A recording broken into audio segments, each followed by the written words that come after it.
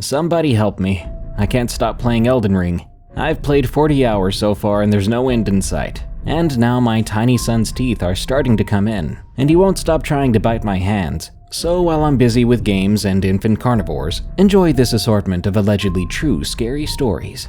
Be sure to send me your stories at darkstories.org so I can narrate them. And always feel free to suggest a fun topic for future episodes in the comments. Now, let's begin.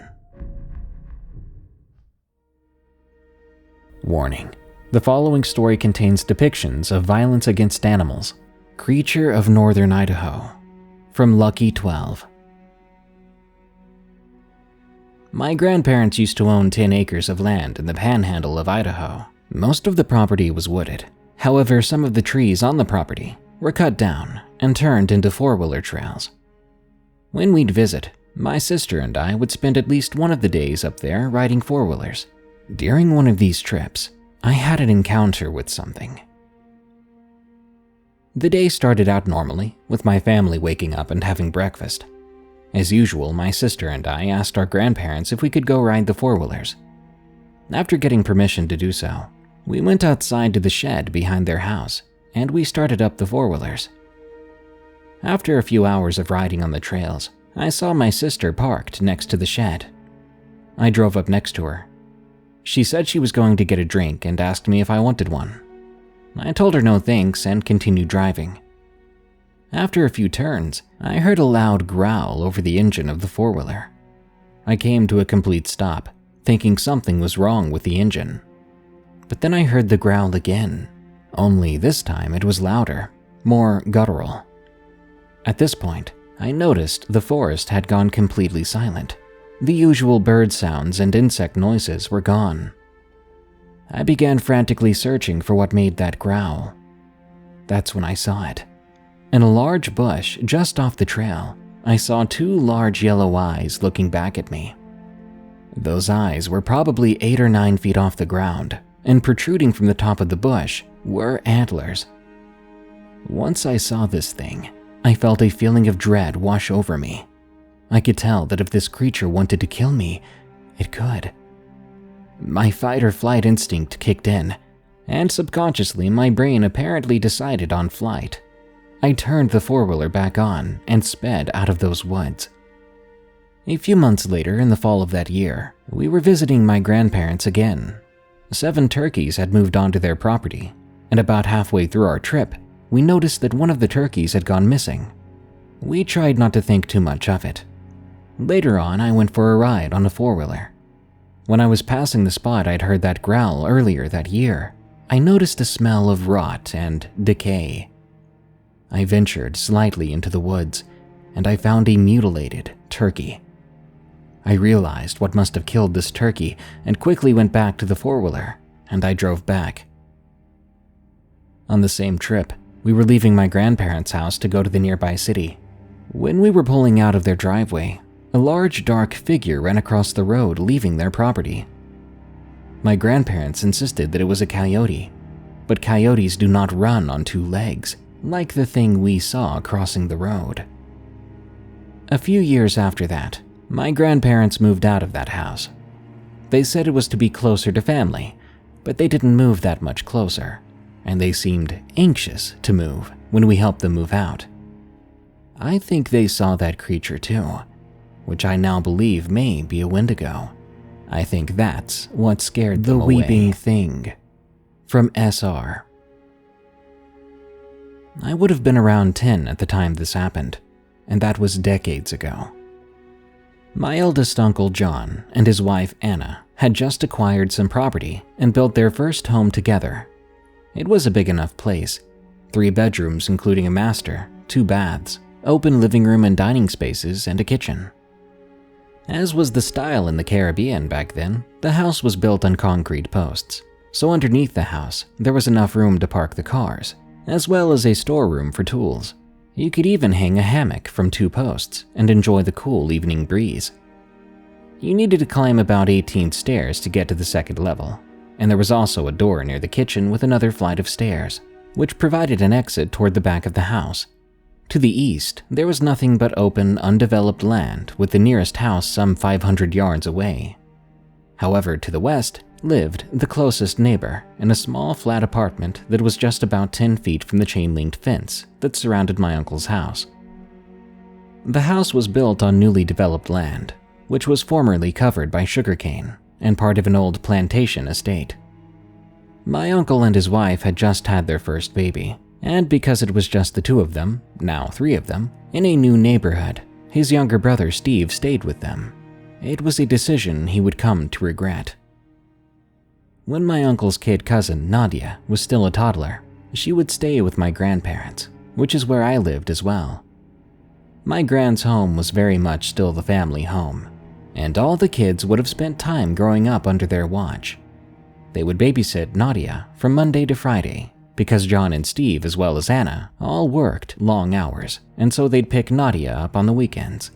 Anyway, from what I've been able to piece together, it all started one evening when Steve got back from work. He got in just as darkness was falling, by which time Anna had already returned from work. From what I've learned from eavesdropping on the conversations that took place subsequently, Steve walked over to Anna, who was making dinner in the kitchen, and asked her how come they brought the baby home early that week. She snickered at the question and said that they hadn't brought the baby home yet. Steve thought she was pulling his leg, but when he realized that Anna was being serious, that's when he got a bit confused. In fact, he even left the room and went to search through the other rooms. And by now, Anna was becoming a bit anxious. Steve told Anna that as he was walking up the front stairs, he could clearly hear a baby crying, and it was coming from inside the house. It was Anna's turn then to feel her leg was being pulled, but she too saw Steve was dead serious. He insisted that he had heard a baby crying very clearly, but there was no baby, of course. Over the next few weeks, the sound of a baby crying would continue to haunt my younger uncle. In fact, he would jump awake at night to the sound of a child crying just outside his bedroom door. After checking the first couple of times and finding nothing, he never bothered to check again. Sometimes he said he would get the strong smell of baby powder, and at other times a horrible smell like poo or vomit. One day he even woke up, finding a red circular mark on his leg, as if a child with tiny teeth had bitten on his calf, he joked years later. He admitted that it burned for days, despite using a bunch of medicine on it. My elder uncle John and Anna were both getting very worried about Steve, and in fact, they began discussing it with other family members. One day they came over to my grandparents' house, and the fact that I had to leave the room told me that they were about to talk about something serious. But not even I was prepared for the conversation that I listened in on. As a kid, I instantly believed every word of it. I still remember the hair standing on my body and the cold chill that ran down my spine listening to them talk about this extraordinary situation in such a serious manner. In fact, in all the years after, I never visited or stayed over at that house without expecting to see or hear something weird. Thankfully, I never did. About 3 weeks after it started, something happened that changed the whole conversation about whether Steve was losing it. The neighbor's wife, Tara, called out to Anna from behind the fence, asking her an all too familiar question, whether they had brought the baby home yet or not. It got the same confused response as when Steve had asked it weeks before. When Anna inquired of the neighbor why she would ask that question, the neighbor answered, one morning she was hanging out the laundry when she heard a baby giggling from my uncle's place. She said when she glanced over, it was just in time to see a baby crawling into the veranda, so she assumed Nadia was home. Of course, Nadia was not home. It would not be the last sighting either. People walking along the road would see a toddler playing in the yard, or hear wailing late at night, all of this during the week when my cousin was not there. Ironically, neither John nor Anna ever heard or saw anything.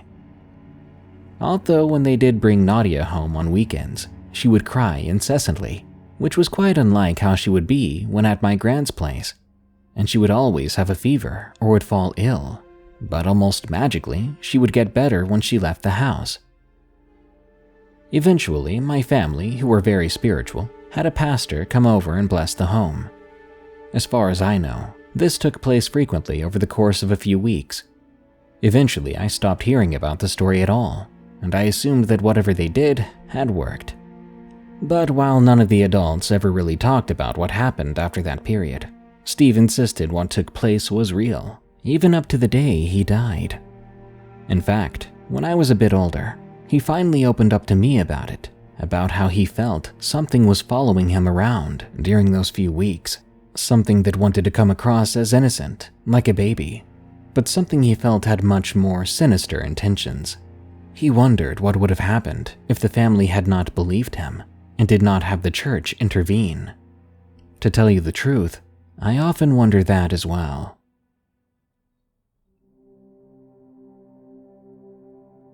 I knew it wasn't human.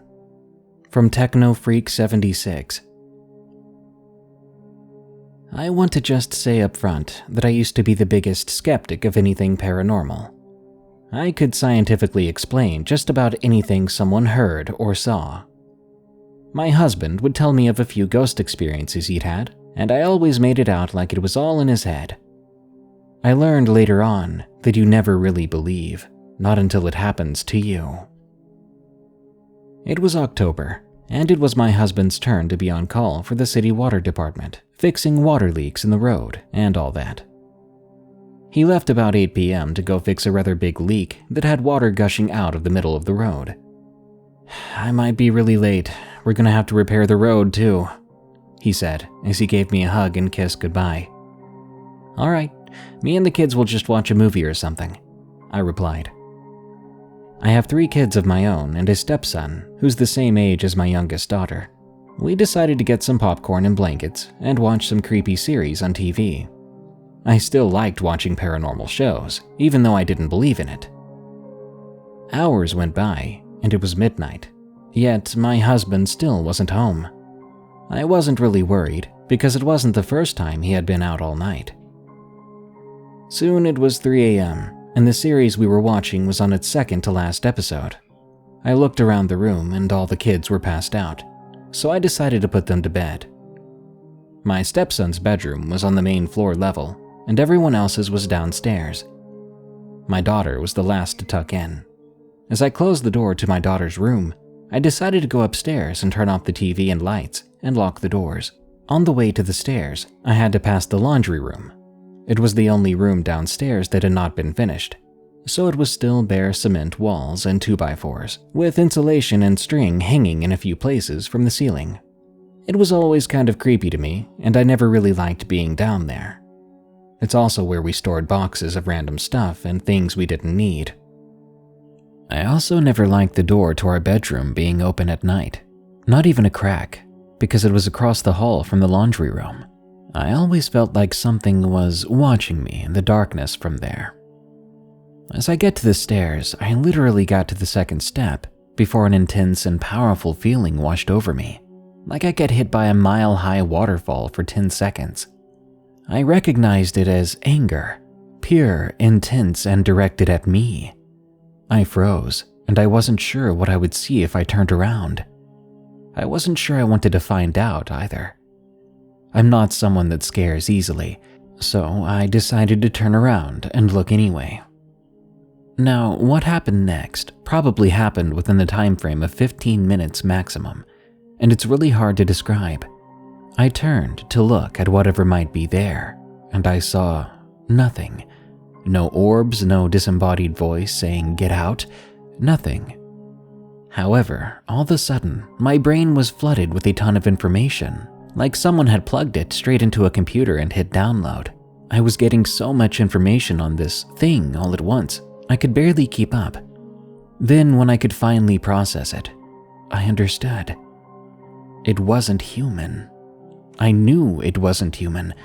In fact, it had never been human, and I knew that it hated me with all its being. If you were to take all the world's hate and put it in a concentrated form right in front of me, that's what it felt like. It hated the fact that I was there. It hated that I was in its presence. It hated the fact that I was even alive. I knew where it was, too. I slowly pointed under a tall kitchen table we were using for a folding table. There was nothing visibly there, yet somehow I knew it was there.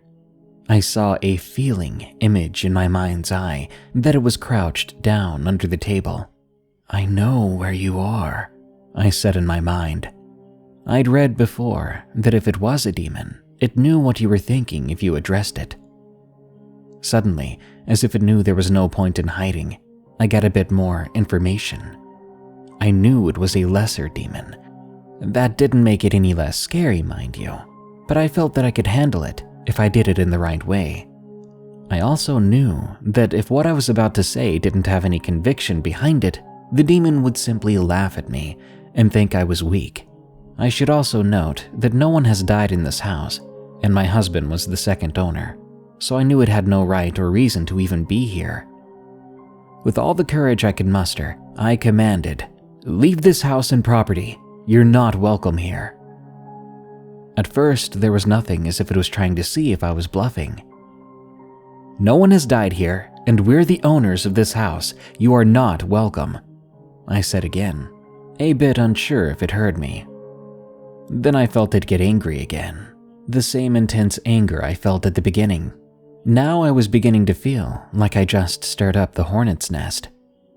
With a push of courage, I said in the most forceful, commanding tone I could muster, "In Jesus Christ's name, you will leave and never come back." It paused in its rage, as though it wasn't sure I was serious. "Now," I said louder than before. Then, suddenly, I felt a burst of rage, like the dread of an oncoming tsunami. Then it left, screaming the whole way. Even though I never heard anything, I felt everything. I almost soiled myself. I felt drained. I collapsed on the stair, sitting with my face in my hands, and I bawled. After a while, when I had calmed down, my husband came home. I ran and told him about what happened. He understood and asked if I was okay. I replied, "Yeah, but I feel exhausted." We went to bed after that. I look back on that night, thinking about the flood of information I got all of a sudden, and I have a theory. I think everybody has these invisible feelers or tripwires, I guess. And some people go their whole lives with those tripwires never hitting anything. But once my tripwires got hit, it was like a switch turned on. Now I'm sensitive to places and people and things. I feel things, and I see with those feelings. I guess it's kind of like what a blind person would do to get an image of things by touching objects. Later I found out that they call people like that empaths or sentinels. But even though that experience has awakened something in me, I'll forever have what I felt that night in my head as if it had just happened yesterday. And I hope I never come across anything like it again.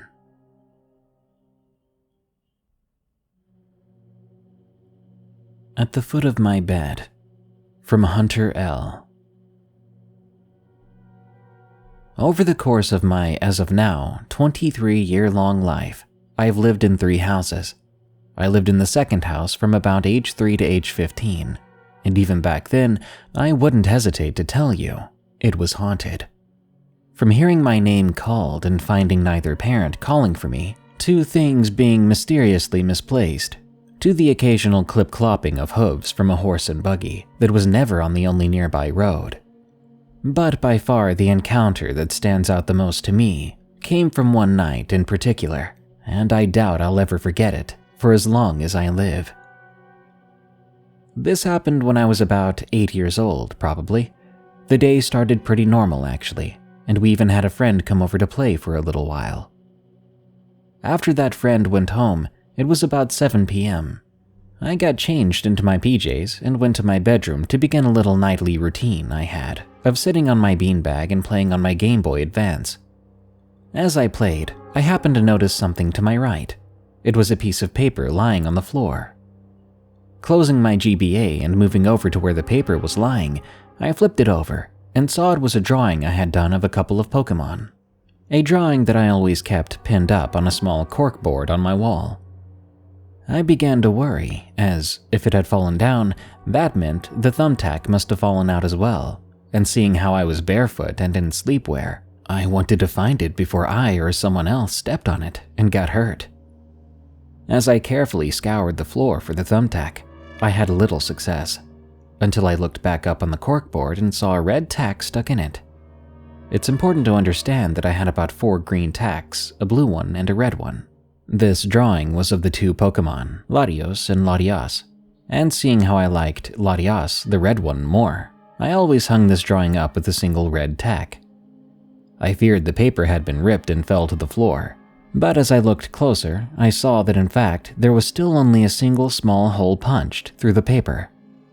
This meant that the tack and drawing had been taken off the corkboard, separated, and only the tack returned to the board. I had no recollection of doing this, but began to wonder if I had taken the drawing down to show our friend who came over. No, that couldn't be right. They wouldn't really have cared. So then how had this happened? Deciding to just assume this was my doing and I couldn't remember, I hung the drawing back up and continued my usual nightly routine. Later on, at about 8:30 to 9, I finally went to bed. I always struggle falling asleep, and this night was no different. Not too long into the night, I heard a soft banging from the opposite corner of the room. That was where my closet was. My closet had 2 sliding doors, one in front of the other, and the wheels for sliding were on the top of the doors, but not the bottoms. This meant that you could pull the frontmost door back a few inches and let go, and it would swing back and bump into the inner door, resulting in a distinct banging sound. That was the noise I heard coming from my closet. However, because of how loose the outer door was, anything that could shake the house even a little bit, from stomping feet to slamming a door to large vehicles driving by, would cause this banging to happen. So I was extremely used to it. I barely even noticed it. In hindsight, I should have been more alarmed, as everyone would have been in bed at the time. My cat wasn't in the room, and generally there was no reason the door should have been making that noise. But I did eventually fall asleep. For a while, at least. Because that's when it appeared.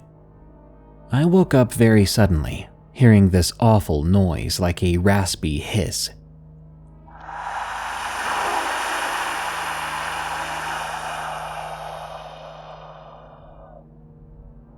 As I looked toward the foot of my bed, I saw it, a dark figure, seemingly leaning forward slightly over the foot of my bed.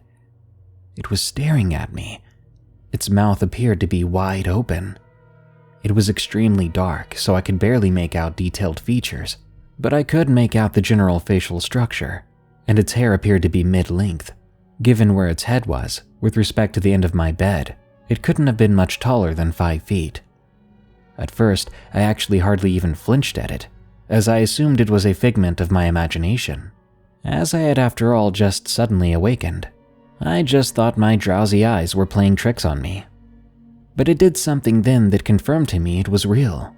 The mouth appeared to close slightly, and its chest began to puff out a little. During this, the raspy hissing noise stopped. But then when the mouth opened wider again, the awful noise continued. It was the source of the noise, and it had stopped to take a breath. Surely my drowsy imagination wouldn't have imagined something so vivid, in such detail, and with accompanying sound, right? As it occurred to me, this figure truly was there, and I had been looking at it for only maybe 3 or 4 seconds. I remember gasping and crying out in shock, reaching under my pillow to grab a flashlight. In reality, it was more of a glorified laser pointer that had an LED light that I always kept near me. Otherwise, the only light in my room was a lamp by the door, which was too far away to reach from my bed. I shined the flashlight at the figure, and it simply vanished into thin air as the light was shined on it, like a magic eraser wiping it from my sight. The hissing faded, not instantly stopping but fading out, getting quieter, until finally going silent. Terrified, I panned the light across my bedroom, and I saw not much out of the ordinary. That is, until my light shined over my closet, where I noticed the outer door was slid open maybe half a foot. Slowly getting out of bed, I walked over to it, shut it, and ran, yes, ran back into my bed. I dove under the covers and waited there like that until I eventually fell back to sleep. The next morning, I checked the foot of my bed, and I found the same drawing from the night before had once more mysteriously ended up on the floor, with the red tack still in the board. I hung it back up quickly, looked around the room to see if anything else had been altered, and it didn't seem so. Thankfully, this was my only encounter with that thing. While misplaced and moved objects continued, the false calling of my name, that entity never showed itself again. While it did make its presence known, it never revealed itself a second time. I say thank goodness for that. Even just once was one time too many. Warning: the following story contains depictions of violence against animals. Texas werewolf sighting. From Son of Sparta 202. I grew up in a place called Burleson, Texas. Your basic small city. Lots of people and businesses. I've had a good bit of encounters with the supernatural and otherworldly kinds, but this one is in the top 3 that definitely scared me for life. Shortly after my 11th birthday, my family and I moved to a small town called Joshua, located about 20 minutes next to Burleson. My childhood friend had an older brother that was leasing a house and asked my father if we wanted first dibs on it.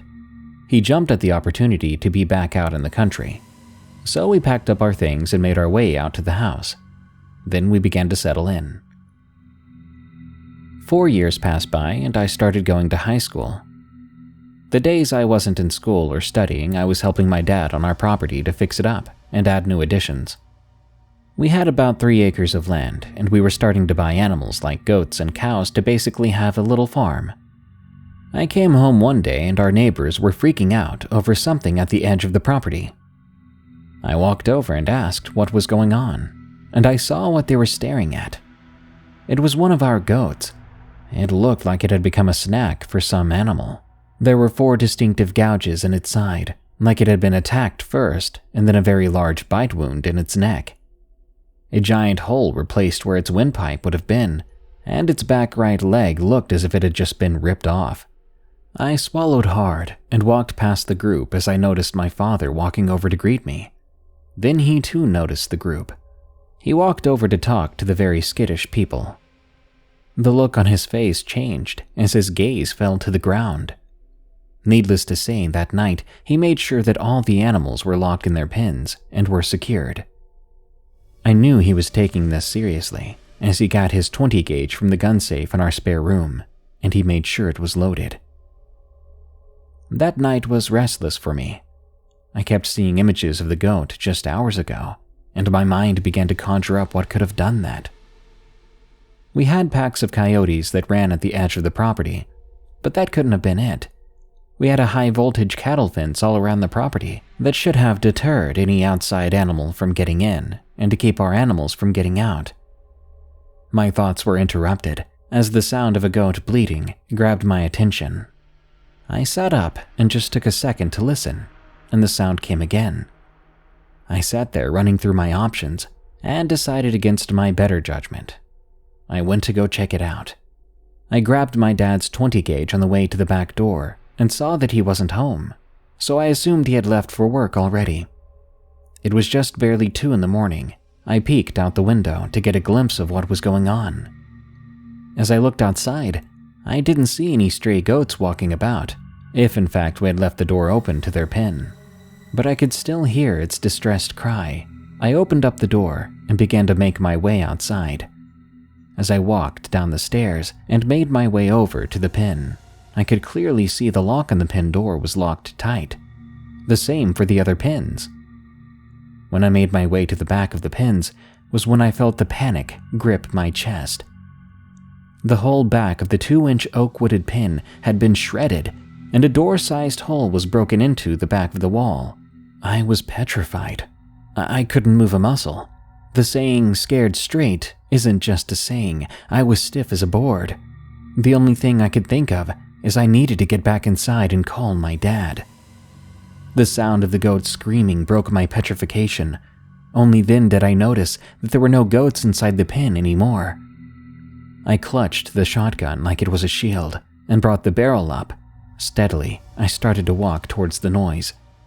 As I closed in on the back of our property line, I started seeing limbs and bloody chunks everywhere. The sight made me gag. The smell choked me. It smelled of spoiled meat and metal. I stopped about 30 feet from the gate closing off the fence. I couldn't make out anything but a gurgling and grunting sound between what sounded like chewing and an occasional loud snap and crunch. I cocked the gun. That's when I heard the low, deep rumbling of a growl. But it didn't sound like a normal animal. This was like a terrible mix of a lion and a wolf, something that was extremely upset that I had interrupted them. I heard shuffling, and then I was met with a pair of large orangish-yellow eyes. There was a loud thud, like something being dropped to the ground. Then those eyes began to rise up until they were 8 feet off the ground. I was frozen again. All I could hear was this beast make its way towards me, with loud footfalls, then blood rushing in my ears. I began to see a slight silhouette of what was about to greet me. A very tall body, a large head with 2 long pointed ears on either side, thin lanky arms that almost dragged on the ground as it walked, and that awful growling sound that was coming from it. In that moment, as I began to see the fence gate open, the adrenaline hit me and broke me free. I pulled the trigger, and I heard yelping as my slugs hit their mark true. Whatever was there had fled quickly, and in moments was gone. I stood there breathing hard as the adrenaline began to wear off, and I started to tear up. I ran back to my house, waiting for the sun to come up and my dad to get home. We both went out together, where I told him I found the bodies. After that, he got some friends together for a small hunt to go after the coyotes. But I knew what it was that did this. I don't think it was coyotes. I believe what I encountered that night was a werewolf. That brings us to the end of this episode of Darkness Prevails. More terrifying stories are on the way soon, so subscribe and smash that like button. By the way, did you know this show is available as a podcast called Unexplained Encounters? Just search for, follow, and rate Unexplained Encounters on Spotify, Apple Podcasts, or your favorite podcast app. This show is part of the EerieCast network. Go to EerieCast.com for more scary podcasts, such as Freaky Folklore, which explores your favorite monsters, myths, and mysteries, as well as Redwood Bureau, a fictional horror podcast about an agent on the run from an evil secret organization that captures supernatural creatures and entities. Well, thanks for tuning in. Stay safe out there and stay creepy, because this world is a strange one.